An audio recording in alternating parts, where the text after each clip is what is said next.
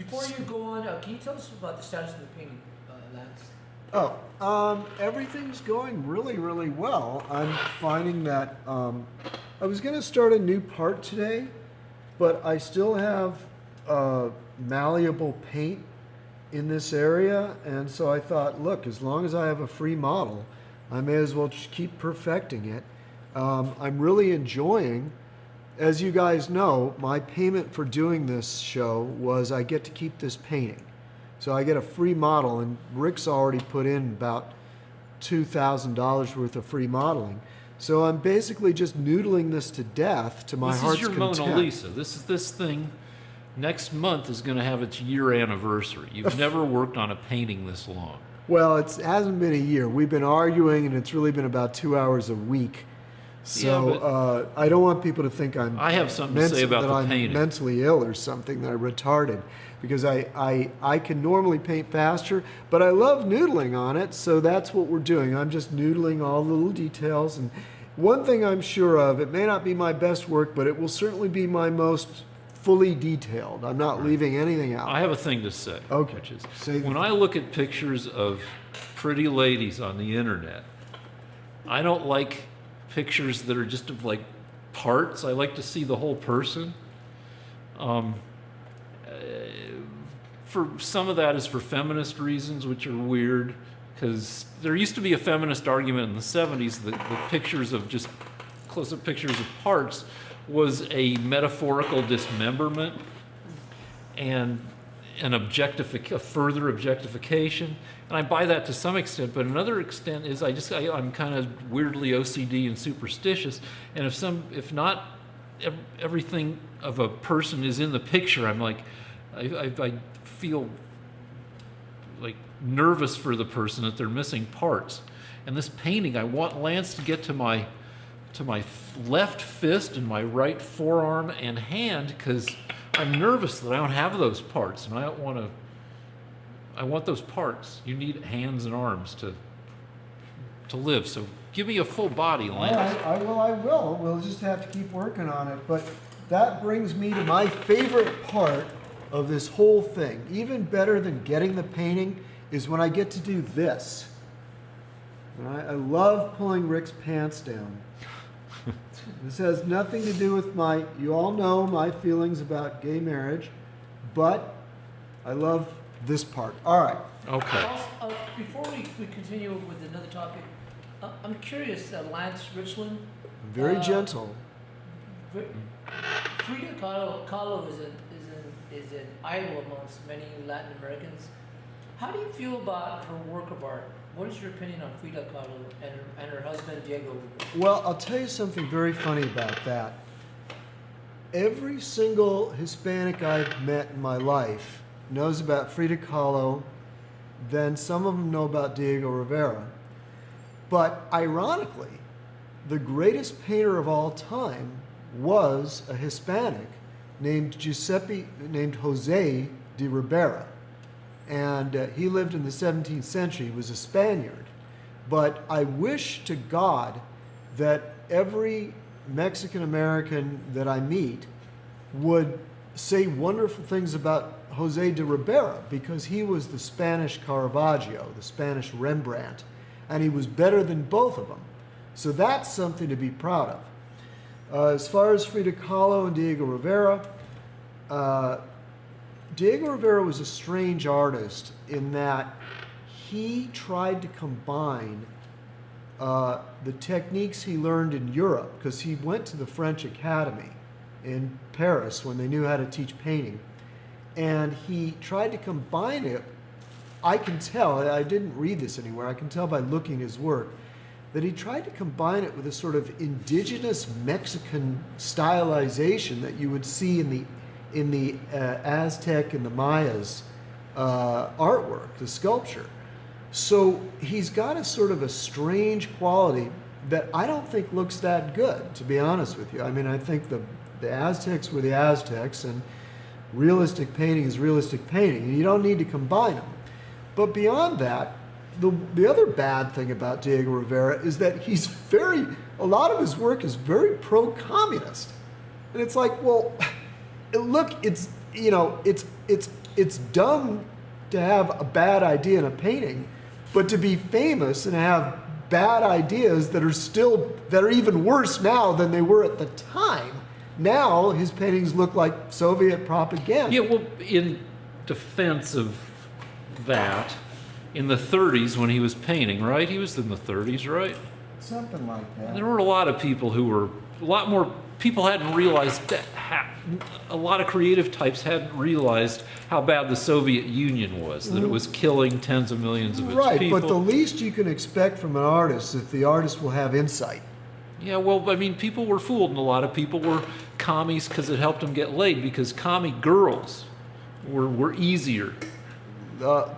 Apparently, Diego Rivera, though he weighed 300 pounds, he was obese, but he was very successful with the Latinas. Now, you raised the question of Frida Kahlo. Again, Frida Kahlo is sort of an interesting surrealist, technically mediocre, and I don't think her ideas are that interesting. But okay, whatever floats your boat. If you like her, enjoy her. Our dog is named Frida, spelled the same way as Frida Kahlo, but we got her. It's a thing I don't like is like you used to go to the pound, you got a dog from the pound. Now you get a dog that you didn't pay a breeder for. You have to call it a rescue dog in a forever home.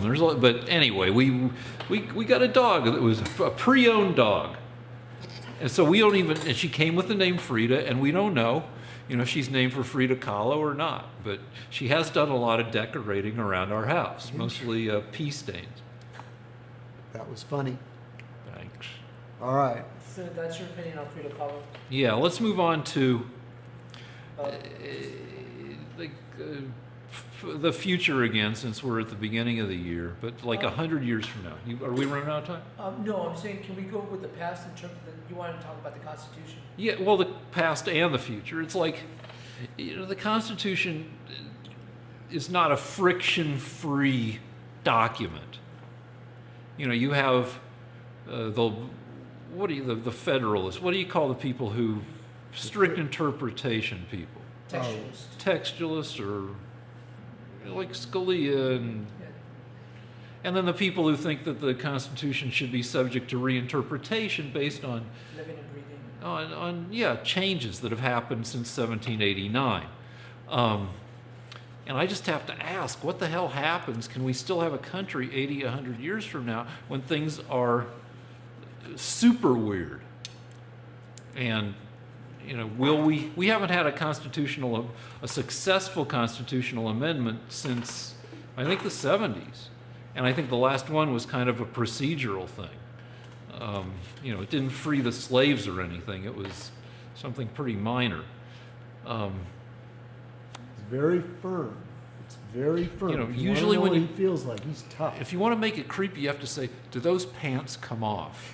And they're supposed to be wood paneling because we're down in a basement. Where'd you get those pants, by the way? Mail order from China. They came over on a container ship. Lance wanted some timeless pants, so I got Bruce Lee drawstring pants from China. All right. Well, this is going to give me a chance to talk about God. Let me hold forth. I'm going to hold forth on God for a minute. See, this is what godless, heathen liberals like Rick don't understand. The Constitution is based on the idea that rights do not come from government. They come from God. And so one of the beauties of the Constitution is it protects Americans from a tyrannical government. Because so long as rights come from God, they cannot be taken away by government. So I like that part of the Constitution, and we have to keep that. And the Democrats are continuously eroding the Constitution. The reason they like to talk about a living, breathing Constitution is so that they can put things into the Constitution that weren't ever there. Like We get to take your guns away. Yeah, well, hold on. Let's hold on, I because love it when he interrupts me. yeah, but hold on, because He like always when interrupts me when I'm going to make a point. yeah, but no guns were taken there are away. Let me just say there are one three sentence. things- One there are sentence. three One things- sentence. One sentence. No guns were taken away under Obama. A shitload of guns were sold because it's good for business to have the threat of guns going away. All right. First of all, you're lying. What was taken? Actually, that's not fair. You weren't lying. You're just ignorant. What he did do was he made it really hard to buy ammunition. Like it was incredibly difficult for the gun owners that I know to buy lead bullets. And so that was all through Obama. And so what happened was they had to switch to copper bullets, which are actually more effective because, gun owners are smart. They adapted. But no, he was putting a lot of pressure on gun owners by limiting the amount of bullets they could have and limiting their access to ammunition. Now, the point I was going to make was, one, the Democrats think that by attacking the Constitution, they can find in it a reason to get rid of your guns, a reason to keep it so that you can have an abortion in the third trimester, and that you can be a man marrying another man. Well, hold Wait, and there's more. But wait, out of those liberals don't like the Electoral College either, because liberals can get millions of illegal aliens into states like New York and California, and then give them the vote. But the problem is they only get 2 states out of that. So they want to eliminate the Electoral College from our Constitution so that they can get those millions of extra votes and the votes of their children to count more. So liberals hate the Constitution. Go ahead. Well, out of the 3 things you mentioned, 4. no, let's just do the first 3. Like liberals, nobody wants third trimester. Obama voted for it. Well, if a baby is going to be malformed and it's going to kill the mom, Nobody wants that. nobody wants that. So there's a common but sense thing. malformed is a question. Yeah, like there's If somebody it's gonna die under in what's 5 his name? days. I think under Kasich, I think is making it illegal to abort a fetus if it tests positive for Down syndrome. Right, which is true. I mean, that's a humane thing. Wait, What do you to think? get- You think all those kids with Down syndrome should be flushed down toilets? Well, I mean, What it's kind a of lifetime. Yeah, perfect liberal. He claims compassionate liberal, hypocrisy exposed. I mean, All those cute little Down syndrome people walking around with their funny eyes and noses, you have them all in toilets now. Dead. Well, You know, first if of all, you- there are people with Down syndrome, not Down syndrome people. yeah, they're people with Down syndrome. They're not Down syndrome fetuses. If testing reveals Down syndrome at 2 months, or 3 months, or even 4 months, you're going to have a shortened lifespan. A Down syndrome kid has a life expectancy it's not living into the 50s on average. So yes, you lose 30 years of life. So good. I love this. Keep talking. No, I mean, you've got institutionalization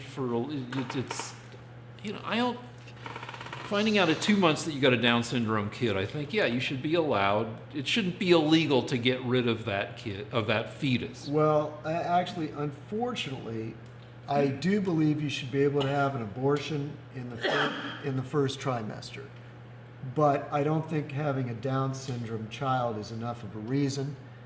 If you're really a compassionate liberal, but I do think it should be legal in the first trimester. So it might be a moot point. Okay. What was the other thing? Take away guns. Now, there's Oh, a weird and one. get rid of the Electoral College so you guys can win. Well, I mean, there's If some you pull- unfairnesses both ways, but California has 42 million people, which is Millions of them are illegal aliens, and the children of according to illegal the aliens. conservatives. I don't know. Anyway, California has more than 13% of the U.S. population, and we get